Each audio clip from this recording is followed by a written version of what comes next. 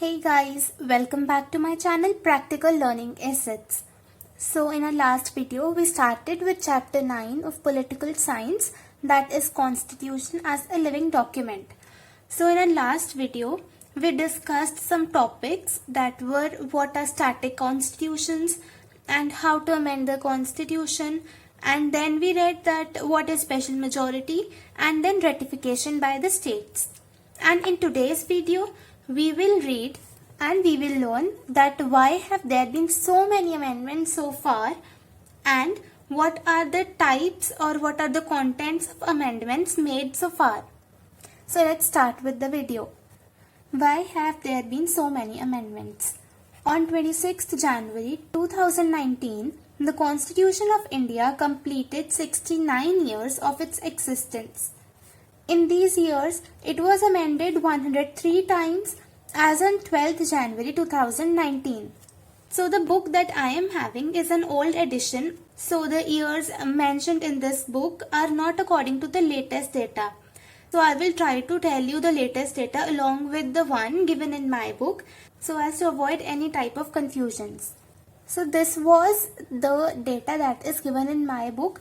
But the latest data tells that on 26th January 2020, the Constitution of India has completed 71 years of its existence, and in these years it is amended 104 times.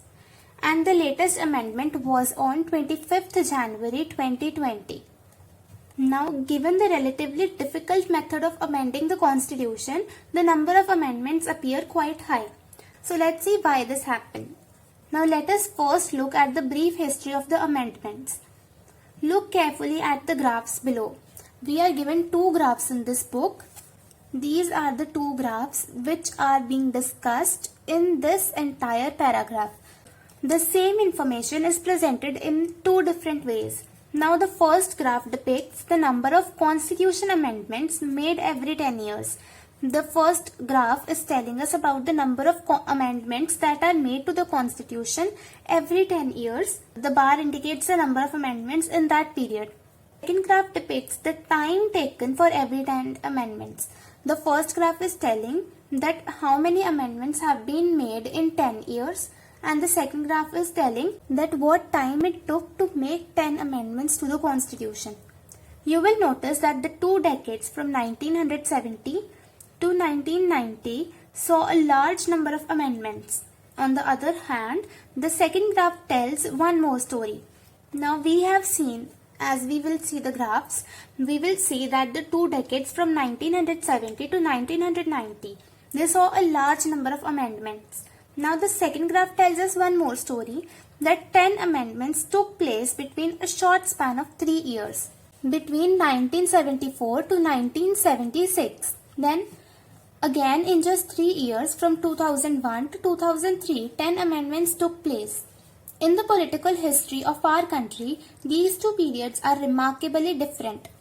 Which two periods are we talking about here? The years between 1974 and 1976, then from 2001 to 2003. The first was a period of Congress domination, the years between 1974 to 1976, and the Congress party has a vast majority in parliament. It had 352 seats in the Lok Sabha and a majority in most state assemblies. Now a question can be asked that how many seats did Congress enjoy in Lok Sabha between 1974 and 1976? So we can write 352 seats in the Lok Sabha. Then on the other hand, the period between 2001 and 2003 was a period marked by coalition politics. It was also a period when different parties were in power in different states. The bitter rivalry between the BJP and its opponents is another feature of this period. And yet, this period saw as many as 10 amendments in just 3 years. So this incidence of amendments is not dependent merely on the nature of majority of the ruling party alone. There is always a criticism about the number of amendments. It is said that there have been far too many amendments to the Constitution of India. On the face of it, the fact that 103 amendments took place in 69 years does seem to be somewhat odd. But the two graphs above suggest that amendments are not only due to political considerations.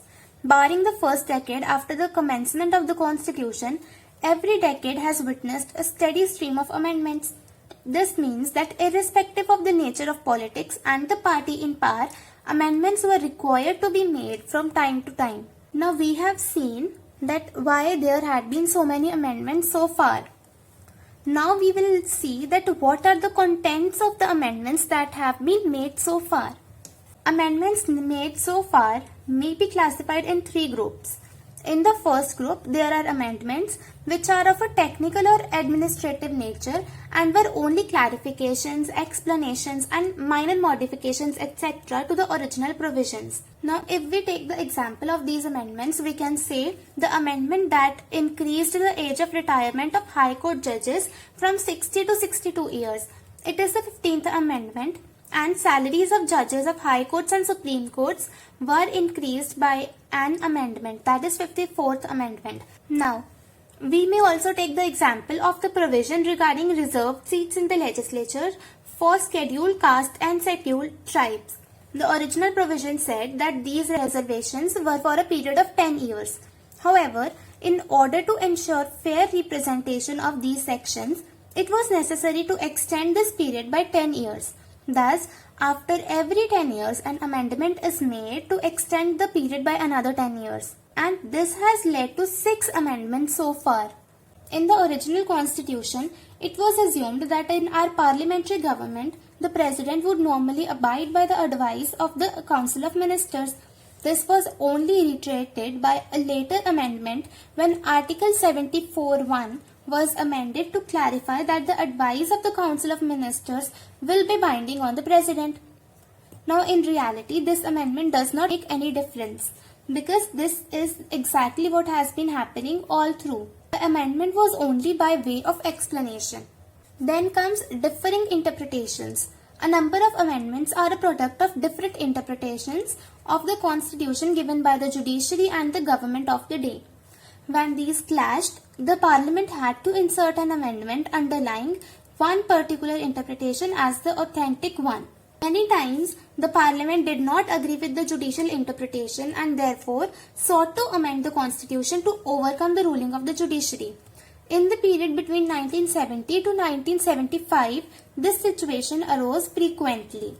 Now, issues of difference between the judiciary and the Parliament were: one was the relationship between fundamental rights and directive principles, and the other was the scope of right to private property, and the third was the scope of Parliament's power to amend the Constitution. There were 3 main issues of difference between judiciary and the Parliament. The first one was the relationship between fundamental rights and directive principles. The second one was the scope of right to private property, and the third was the scope of Parliament's power to amend the Constitution. In the period between 1970 to 75, the Parliament repeatedly made amendments to overcome the adverse interpretations by the judiciary. During this period, many political events were unfolding, and thus this history of our constitutional development can be fully understood only in the context of the politics of that period, and we will be studying about the political history of independent India next year. Then comes amendments through political consensus. Now, consensus means that general agreement. There is another large group of amendments that have been made as a result of consensus among the political parties. Many of the amendments of the post-1984 period are instances of this trend. The reason is because many of these amendments were based on an evolving consensus on certain issues, starting with the Anti-Defection Amendment, 52nd Amendment. This period saw a series of amendments in spite of the political turbulence. Now, apart from the Anti-Defection Amendments, that is 52nd and 91st Amendment, these amendments include the 61st Amendment, bringing down the minimum age of voting from 21 to 18 years. Then 73rd and 74th Amendments. In the same period, there were some amendments clarifying and expanding the scope of reservations in the jobs and admissions. After 1992 to 93, an overall consensus emerged in the country about these measures, and therefore amendments regarding these measures were passed without much difficulty. Now these include 77th, 81st and 82nd amendments. As you can see in my book, I have highlighted many points.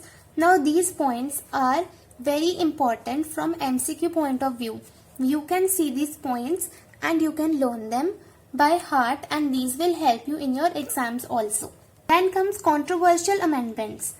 Our discussion so far should not create an impression that there has never been any controversy over amending the constitution.